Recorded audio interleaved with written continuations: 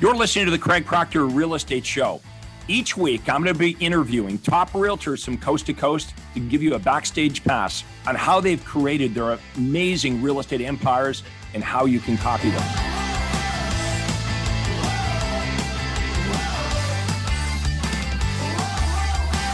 Hi, everyone. This is real estate coach Craig Proctor. My exciting guest today from Chicago, Nick Rendleman. Nick, how you doing this morning? I'm doing awesome, Craig. How you doing? Good. Hey, I love you set up there. You've been with me for a number of years. Give everyone a little background about who you are, what you do, how long you've been with me, and we'll segue right into the important topic of how to handle the most common buyer and seller objections. But first, a little bit about you. Yeah, thanks, Craig. So it's a pleasure to be here today. I've been in real estate for a little over a decade. I found you about 5 years ago, was searching for coaching. I knew I needed something to get me to the next level. I interviewed a bunch of coaches. I went to a bunch of, different, conferences and this kind of thing. And the thing that really drew me to Craig Proctor coaching was how you leveraged and were able to get yourself a 7-figure business without having to do all the work yourself. I was like, now that makes more sense than anything else I've heard from any of these other coaches. And that was that was the main drawing card for me. And since then, I was able to make 7 figures in real estate last 3 years consecutively. And we still have a life. It's like, show me the money, but I still want to have a life. And I before we got started here, I said, hey, Nick, how's things going? He goes, well, I got 4 kids now. So you've obviously got some time on your hands. I mean, 4 kids and your business, that's a lot, right? But and that's why a lot. It's why it's important. Yeah. To have this organized properly. All right. So we're going to get right into the most common objections. You become very good at it. So I don't know if we're going to do this in any particular order, but why don't you just start off with what are some of the biggest objections you hear and how do you put them to bed? How do you handle those objections? Yeah. I mean, obviously the consumer is very concerned about risk. So when we're handling objections, the thing that we want to do is we really want to remove the risk. We want to make it risk-free and as much as possible, and just basically use logic to kind of help them wrap their mind around, the way to move forward with our team. And so, the combination of removing risk and then really just using logic helps us to solve. The other thing that we've learned, and this is kind of the framework, and then we can talk about the actual objections, is to really make sure that you sympathize or cushion the objection and you isolate it. If you don't isolate an objection and you start solving it, you find out there might be 2-3 other objections they didn't say at the onset. Exactly right. You're guessing. You're guessing. You're guessing. What the objection is. And then it's just like popcorn. Like you solve one, another one pops up. Right. You solve that one, another pop, and it doesn't go anywhere. And then also showing, basically just being sympathetic, putting yourself in their shoes so that they feel like you understand where they're coming from. If you just go and solve it right away, I feel like many times it comes off as commission's breath and people are a little bit more reticent and they start to argue with you. But when you sympathize, it kind of disarms people. And they're like, okay, Craig knows where I'm coming from. Nick knows where I'm coming from. And then they're more likely. So give me an example of how you would sympathize. Okay, so I say your commission 6%. How would you? I would just say yes, it is. It's just a question, right? Yeah, it's funny, right? Because I'm glad you said that because a lot of realtors believe that that's objective. Your commission 6%, and so many times it was just yes, and then silence, that uncomfortable silence. And Nick, you and I have seen real estate agents talk their way out of the commission, right? They're just talk. Well, I mean, I could do it at 5. What about if I do it at 4.5? Because my cousin Susan, right? So sometimes the proper answer is just yes and silence. Yeah. Yes, and then you just keep going, or give them the contract to sign.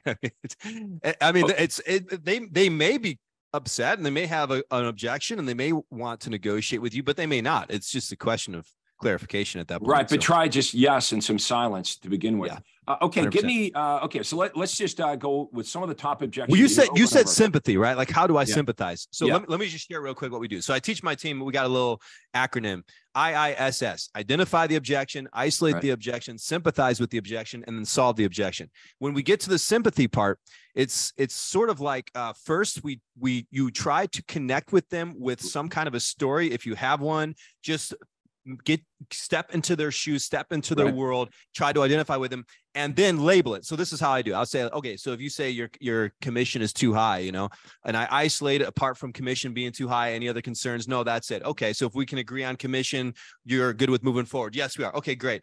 So, well, look, and this is now I tell my story. I relate to them. Well, look, I candidly don't like overpaying for anything in life. And I'm always shopping for deals. And there's nothing worse than feeling like I'm getting ripped off or overpaying for services. So I relate to them and they're like, right. Yeah. And then I label it and I say, okay, so it seems like, and I just label where they are. It seems like you just don't want to overpay for services and you don't want to feel like you got ripped off. And they'll say, yeah, that's right. And once I hear those two words, that's right, or you got it. So you're acknowledging the objection. Okay. That's right. Okay. And you labeling it. Right. Labeling it. And then right from there, we go on to the solve.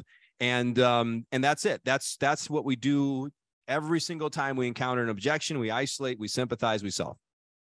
Okay. How about this one? Why do I have to, the buyer says, why do I have to sign this? The other agents I've been speaking to, they're not making me sign a buyer agreement. Mm-hmm. Yeah. Okay. So, you want me to go through the whole thing or just solve it?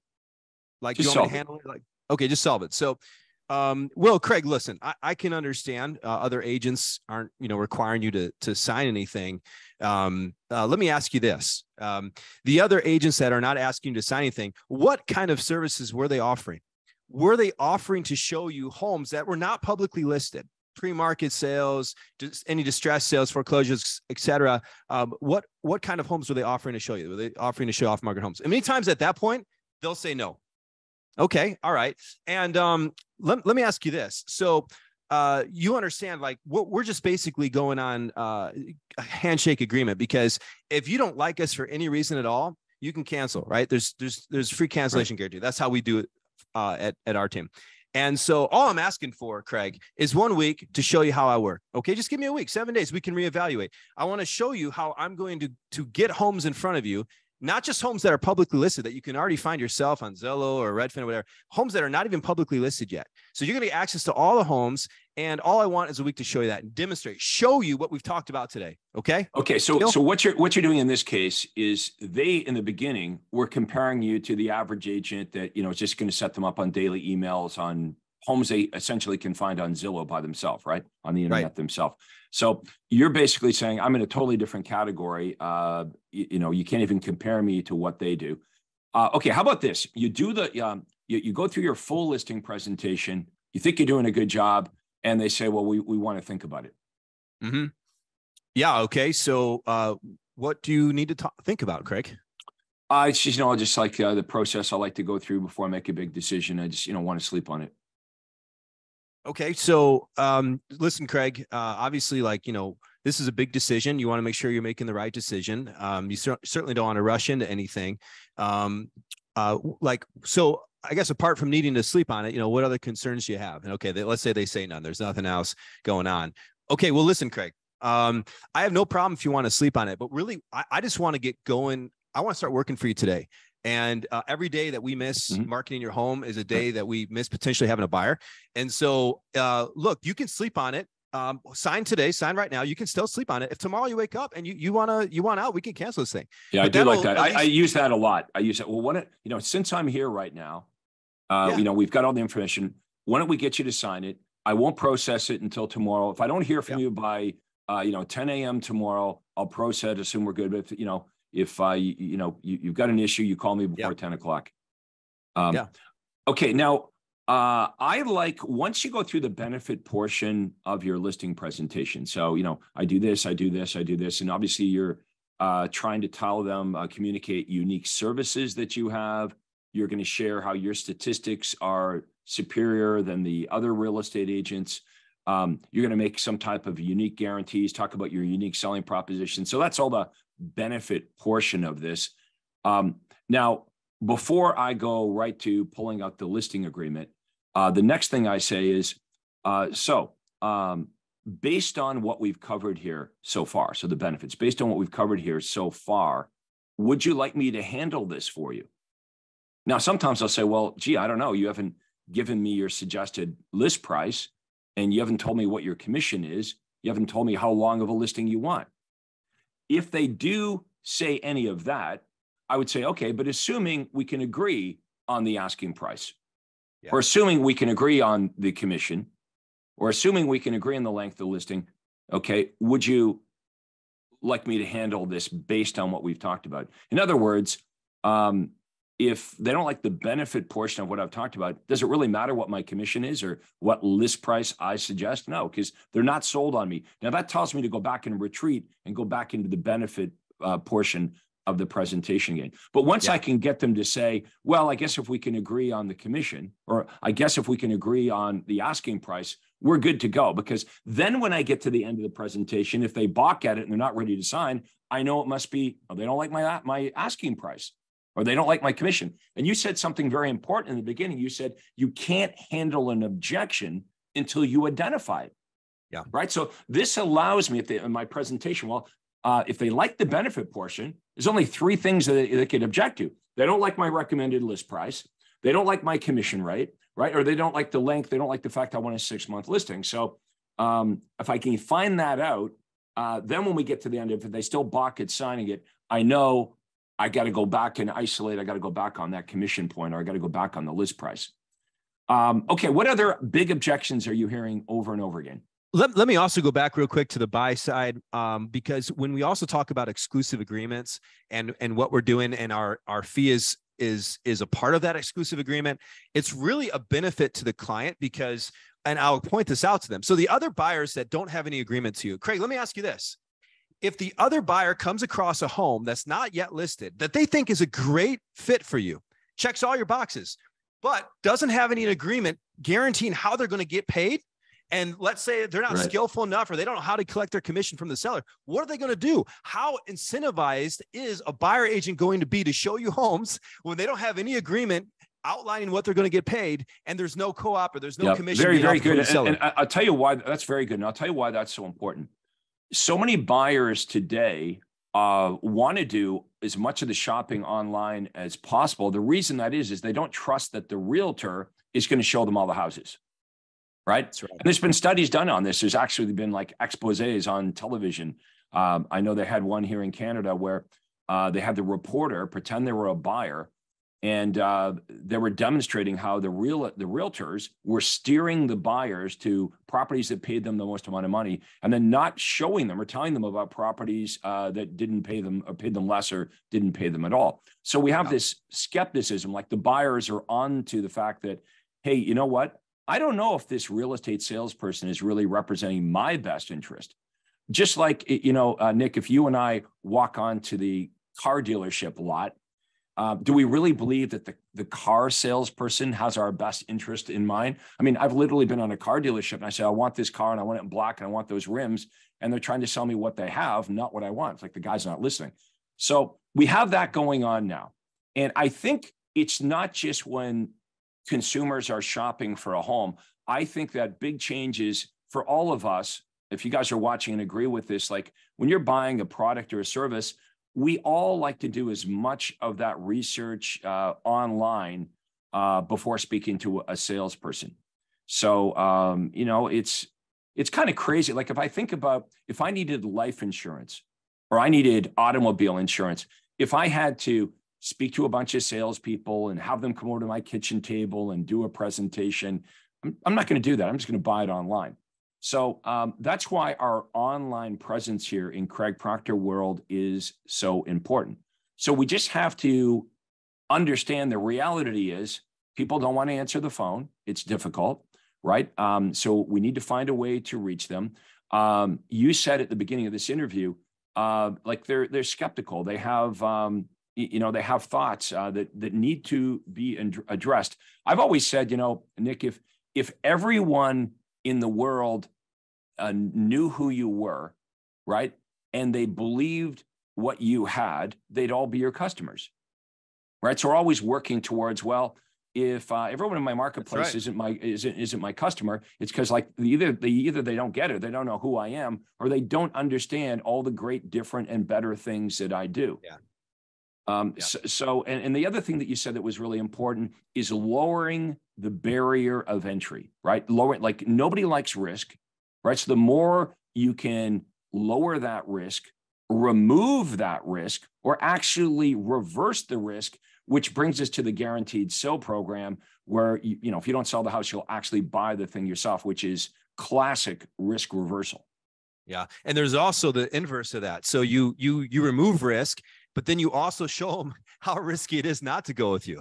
And just an example with a buyer. Okay, so you're going to go with somebody who doesn't want to, doesn't have any agreement for you to sign. Right. Like, what's the risk of you missing out on the perfect home going that route? Not to mention, if all these buyer agents you're working with without contracts know that they're working, that you don't have a contract, and they know that you don't have any loyalty to them, right, how incentivized are they going to be to really give you their best? So you remove risk on the one hand, but on the other hand, you show them how risky it is not to go with you. And then they start thinking, they're like, that makes sense. That makes sense. Did the other agent, did the other agent show you their stats?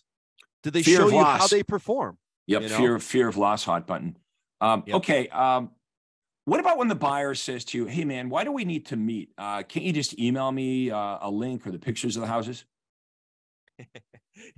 Okay. Yeah. I mean, it's so funny that people would say that, right? Like, here's the biggest purchase of their life, and they're willing to just connect with someone over the phone and give them the thumbs up. I want to work with you. Like, would you, if you're going in and you're, I don't know, you have let's say you're going to the doctor or something, and you're sick.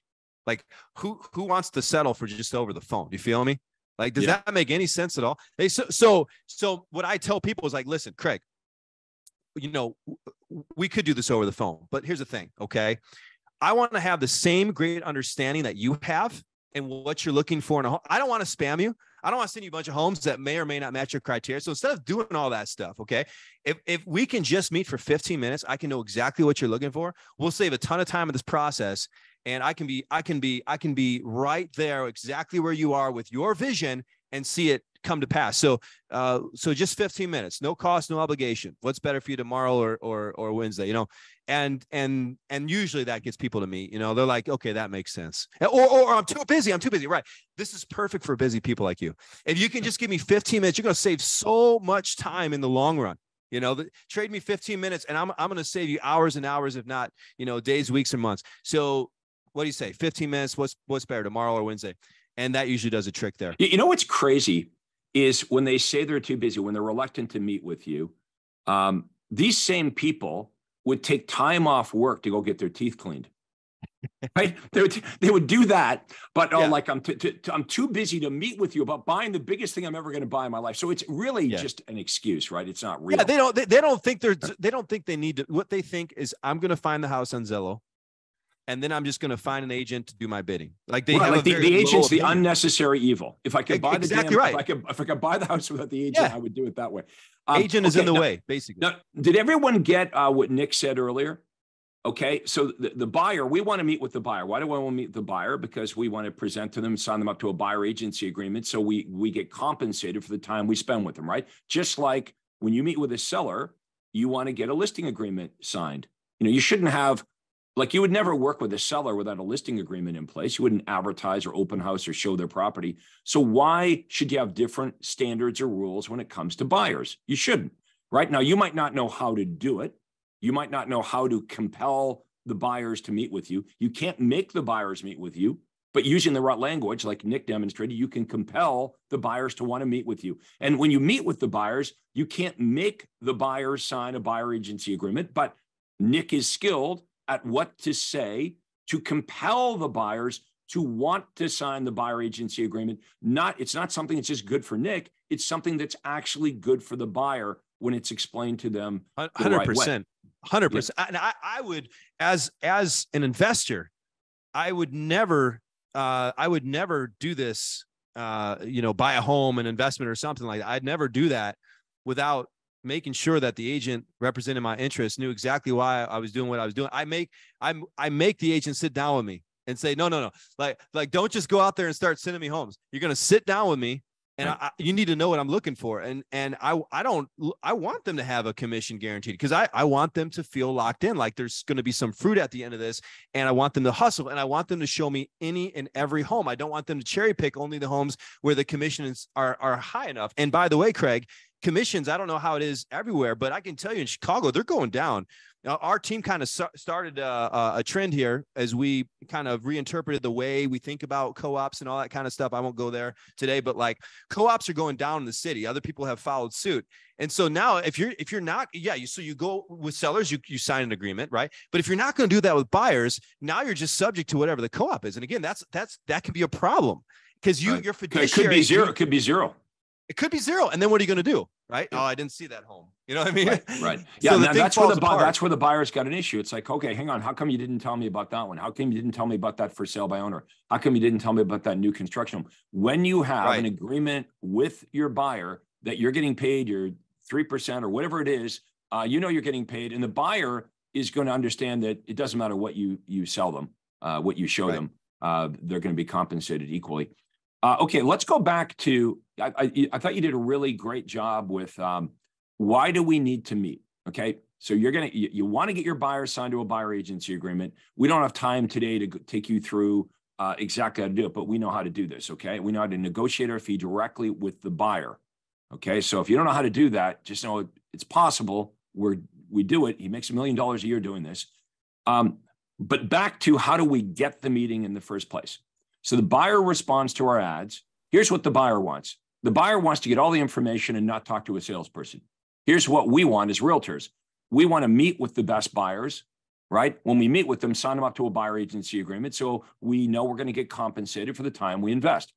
So when we say to the buyer, well, when can we get together so we can take down what you're looking for? Very common objection is the buyer's like, well, I don't get it. Why do we need to meet? Like, can't I just tell you over the phone what I'm looking for? Or can I email you my criteria? And you heard what Nick says. Nick's like, no, I want to do a good job for you. Rather than me just emailing you some homes which may or may not match your criteria, right? You may miss out on some of the best properties because I don't have a full understanding of what you're looking for. What would be better if we could get together for about 15 minutes? I can take down exactly what you're looking for. And that way you'll only get homes that are a perfect match, and you'll never miss out on the right property. And it's the missing out, the fear of loss, that really gets under their skin. They're like, oh man, because we've all done that working with Nick. That's happened to us before, right? You miss your buyer misses out on the perfect home. And now they're comparing every home you show them after that to the one that got away. Now, no, Craig, you know what we call that, by the way? Rules of engagement. Yes. So, and you taught me that, but having rules of engagement, how are you going to interact with the consumer? How are you going to interact with them when they become your client? You set those standards. Yes. You get to decide how this works. Yeah. And it's for their best interest. You see, it really is. I did it both ways, Craig. I did half my career running around, meeting someone at a property, trying to build rapport and, 3 minutes of showing them the home and getting enough criteria, and then just kind of ad hoc. And then I did it sitting down with clients, spending 15, 20 minutes with them, hearing why they're buying a home at all, what their vision is.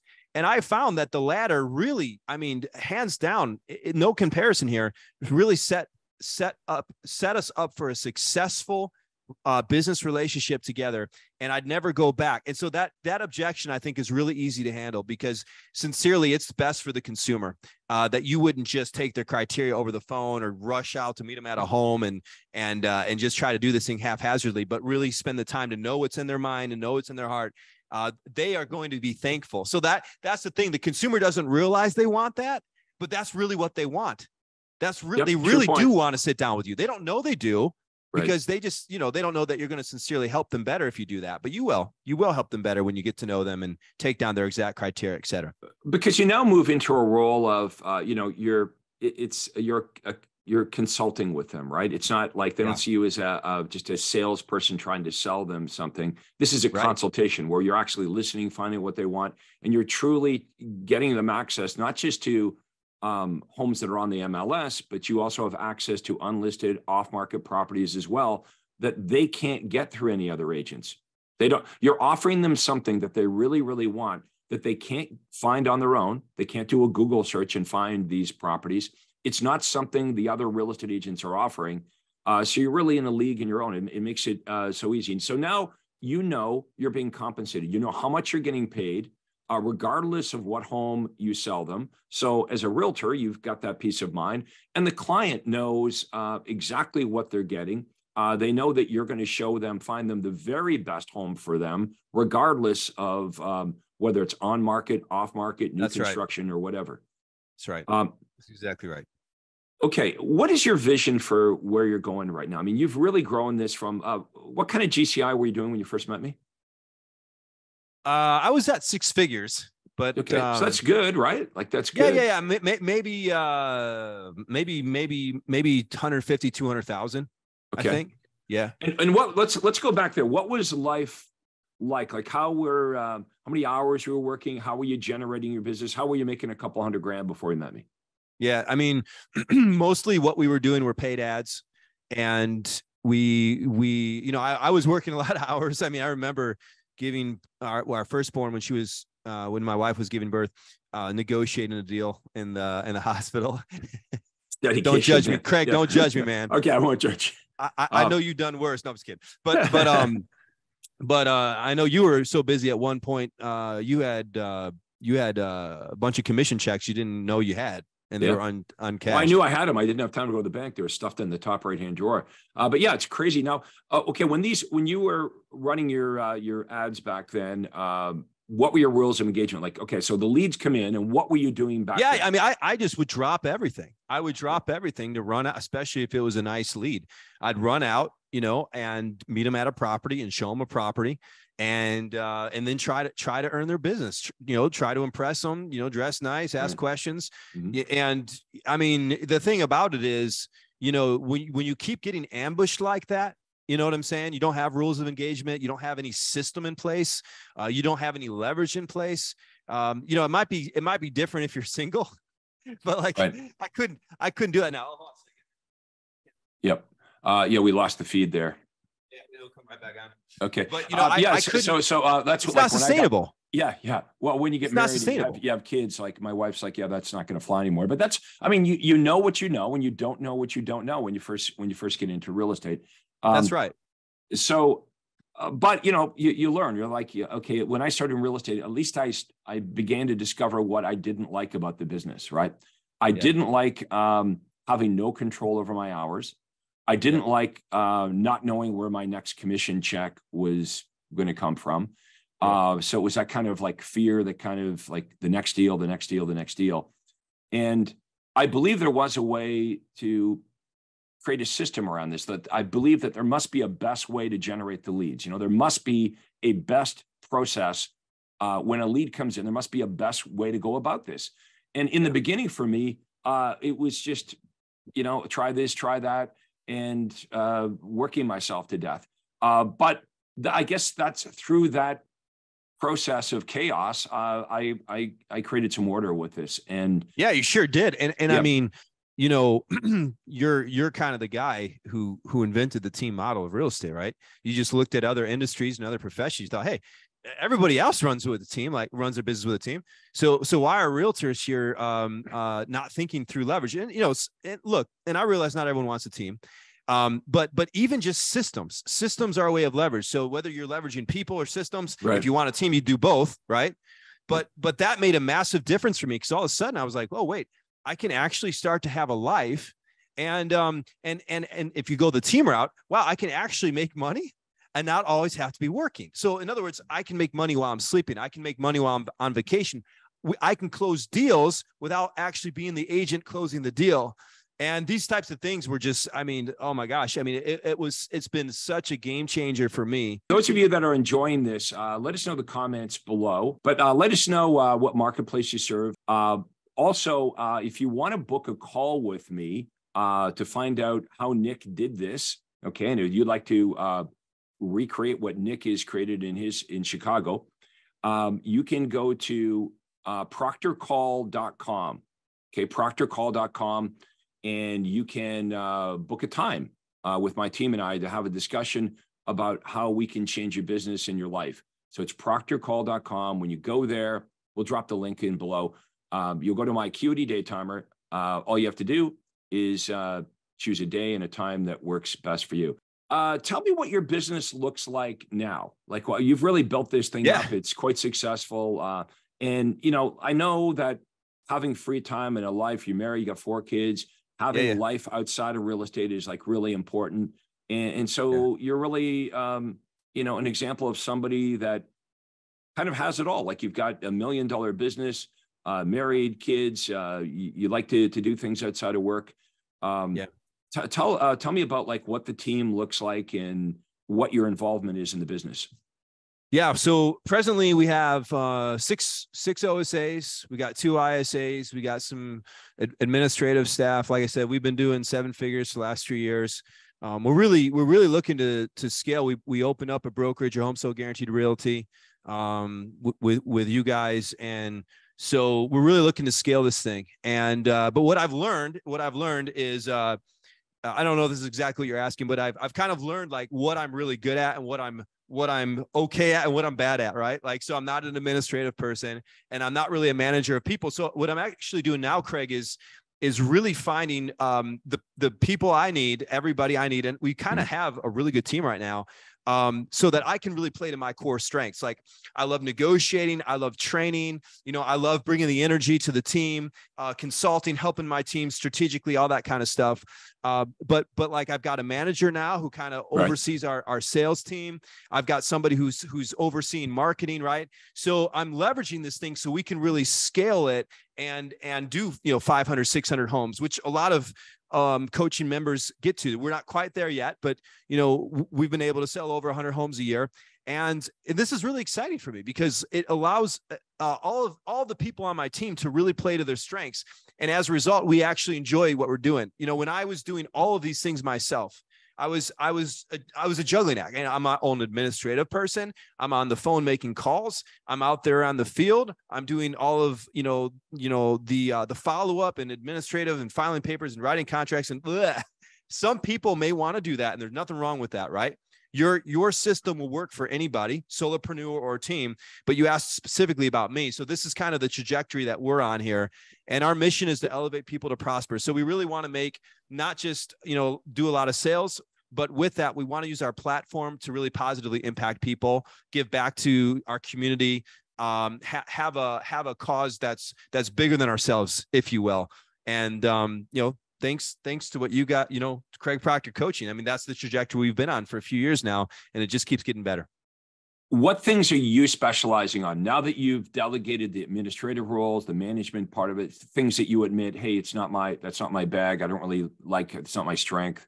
What are your strengths? What are your key activities, the money-making things that you're really good at that you focus on all day long?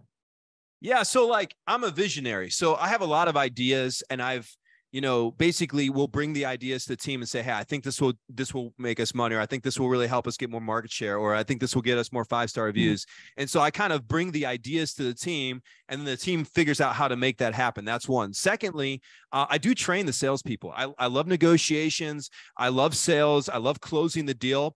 And so I'll do that both in the classroom here. This is our office. And I'll also go out in the field with them, and I'll go on seller consults or buyer consults. Okay, that's really good. I want to talk about that. So the meetings, so that's his strength. You're a good communicator. People watching this, you can see he's a good communicator.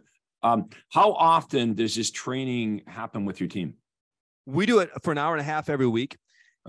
When I'm there, okay. There's some other stuff that happens throughout the week. They have another meeting where right at that table behind you, that's where the meetings happen. Okay. Yeah. That's where it happens. And you actually go out on the field. So you'll go out in a listing appointment with your team members or a buyer appointment and just sit in like they're doing the talking and you're like the observer. Yeah. Not all of them, but I do go out there because, you got to show them how it's done. You can teach you can teach all you want, right? But you also have to show them. And there's a difference there. You know, Right. some things are taught and some things are caught. So when they actually see you in action and how you'd handle it and all that, it's a different dynamic. And that's why I do it. And it's profitable, right? People really learn that way by seeing you model. And so that's another thing I do. And then, you know, thirdly, I'm always recruiting. I'm creating content on social media. We had and you've told us to do that forever, right? Like, Right. I mean, for years you've been saying way before people were even doing much on social media, especially realtors. You were saying get in that space, and we just had a video hit over 500,000 views in a couple of weeks and all that. So it's just cool, you know. So like those are the things that I'm doing, basically visionary stuff, pitching ideas, helping training, you know, modeling for the team, and then creating content. I have no clients. I actually, maybe you should cut that out. No, I'm just kidding. But like my team does the work. Your clients really are your team. Yeah. Or your team, or your clients rather. And I can make more of an impact on the people in my community working through my team because I can do more, right? Like if it's just me, it's just me. But if I've got a team, now I can cover more bases. And that's more of my joy, really. I love developing realtors. I love seeing them grow. I love seeing them have more success and conversions and more 5-star reviews, all that. And that's kind of how we've positioned our business now. And it's fun. You know, I really enjoy my bit. There was a time when I didn't enjoy my business. You know, I lost the love for this, and it's come back to me. And a lot of it just has to do with leverage, creating systems, playing to your strengths. And your systems allowed us to do that. You know, always great to speak to you here. Everyone watching this, you should go watch Nick, okay, on social media. Go to his YouTube, subscribe, check him out. You'll learn a lot. You'll learn a lot from these Craig Proctor members that I interview here. Question for you, Nick. You know, the cultural thing is big here in Craig Proctor world. Name some of the members that you've kind of got close with, and what kind of impact it's had being inside Craig Proctor world and meeting with some of the top real estate agents in the world. Oh man, you know, Craig. To preface this, I would say that I think it could be easy if you haven't been on the inside, right? And you hear when people talk about success a lot and scaling their business and doing, you know, hundreds and hundreds of homes and making millions of dollars, you know, you could superficially look at it and be like, oh man, these people must be greedy. You know, they must just want to have more money or something.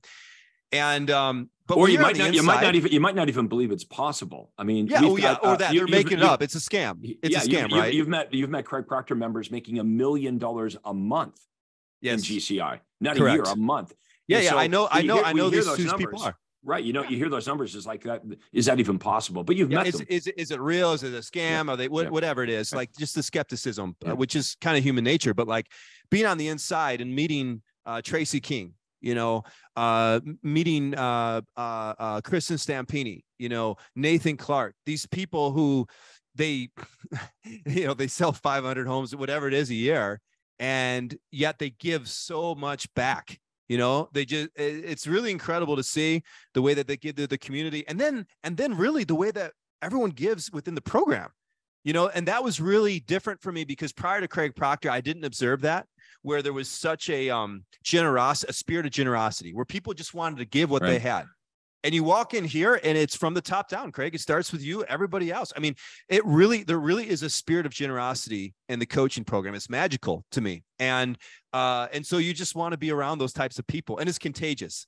If you don't have that, you know, you'll catch that, or, you know, if it's just about you, I don't think this is the place to be, because this is really a community of sharing, letting people know what's working, and helping each other grow. And I've experienced nothing but that. I mean, and in ways that I wouldn't even say right now, because I don't want to embarrass somebody, but I've received from some of the coaching members, they've gone above and beyond for me.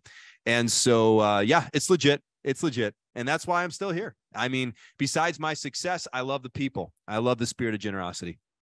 You know, you're the same person, same marketplace as, you know, years ago when I met you. But you've done such a wonderful job here.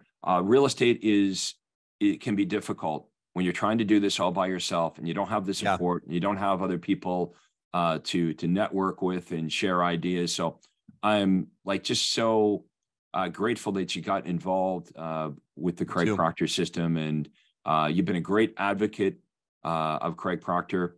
Appreciate you being on here with us today. I would like to invite everyone who's enjoyed this to type in a comment below.